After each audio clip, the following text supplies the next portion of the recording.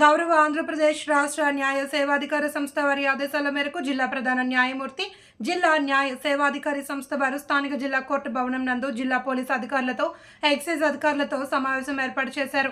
రాబోయే లోక్ అదాలత్ 14/9/2024లో రాజీ పడదగ్గ క్రిమినల్ కేసులు, ఎక్సైజ్ కేసులను ఎక్కువ చేయాలి అని కోరారు.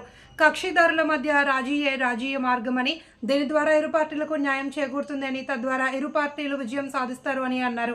కార్యక్రమంలో భాగంగా ఎస్ఎం ఫణికుమార్, 4వ అదనపు జిల్లా జడ్జి, జిల్లా కార్యదర్శి, న్యాయ సేవాధికార సంస్థ R Sanyasi Naidu, Prem Kajal, additional superintendent of police, excise అధికారులు, public prosecutors CH Satyanarayana, Nagabhushan Rao పాల్గొన్నారు.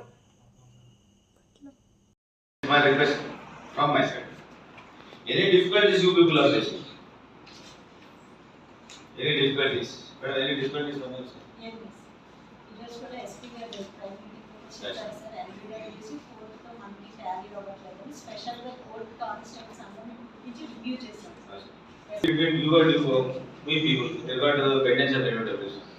My request is that we have any written statement, sir. We will issue fresh notice to you. Here afterwards we will have an accurate.